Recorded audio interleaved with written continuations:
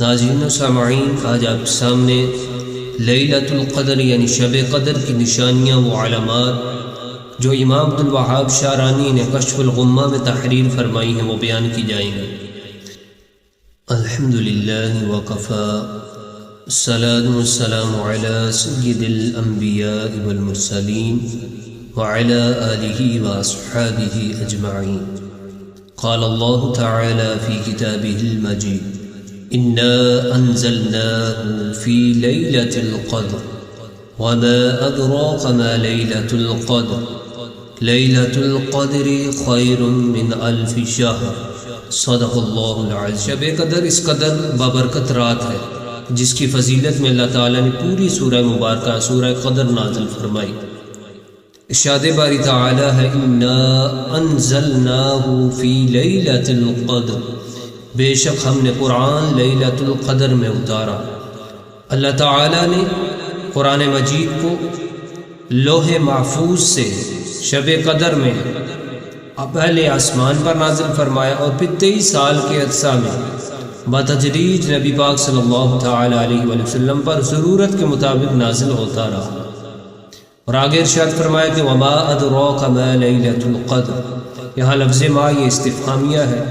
استفہامیہ انداز میں اللہ تعالیٰ نے ارشاد فرمایا تم کیا جانو کہ یہ لیلۃ القدر کیا ہے، اور آگے خود ہی پھر فرمان بھی دیا کہ لیلۃ القدر خیر من الف شہر، لیلۃ القدر فرمایا یہ 1000 مہینوں سے بہتر ہے۔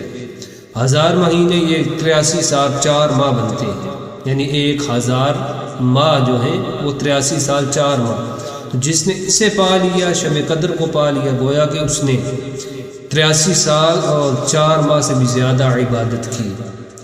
اور آگے پھر اللہ رب العزت نے ارشاد فرمایا تنزل الملائکۃ والروح فیہا بإذن ربہم، کہ اس رات میں فرشتے نازل ہوتے ہیں، جبریل امین اترتے ہیں اپنے رب کے حکم سے۔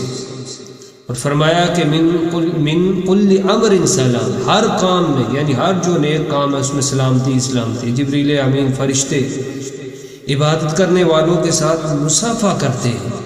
اور فرمایا ہی حتی مطلع الفجر، طلوع فجر تک یہ سلسلہ جاری رہتا ہے، اللہ تعالیٰ کی برکات کا نزول ہوتا رہتا ہے۔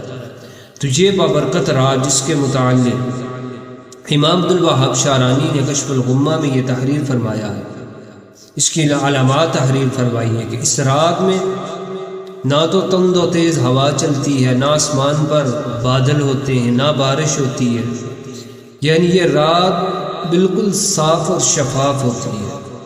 اور اس رات میں نہ تو سخت سردی ہوتی ہے نہ سخت گرمی ہوتی ہے، موسم معتدل ہوتا ہے۔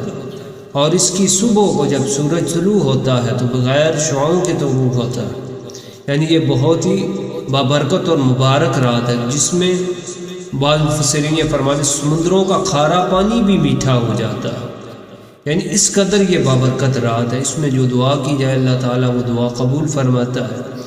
ایک منادی یہ ندا کرتا رہتا ہے خیر کے چاہنے والے خوش ہو جا، اور ہے برائی کے چاہنے والے رک جا، عبرت حاصل کر۔ ساری رات آوازیں آتی رہتی ہیں، ہے کوئی مانگنے والا کہ اسے عطا کیا جائے، ہے کوئی بخشش مانگنے والا اسے بخش دیا جائے، ہے کوئی سوالی کہ اس کا سوال پورا کیا جائے۔ جب اللہ تعالیٰ نے یہ فرما دیا کہ تم کیا جانو کہ یہ لیلۃ القدر کیا ہے، یہ 1000 مہینوں سے بہتر ہے، تو اللہ تعالیٰ ہمیں، کیونکہ حضور علیہ السلام نے فرمایا اسے طاق راتوں میں تلاش کرو، 21، 23، 25 اور 27 اور 29، ان راتوں میں یعنی طاق راتوں میں خاص طور پر خصوصی طور پر عبادت کا اہتمام کرنا چاہیے۔ اللہ تعالیٰ ہمیں شب قدر جیسی نعمت عطا فرمائے۔ وآخر دعوانا الحمدللہ رب العالمین۔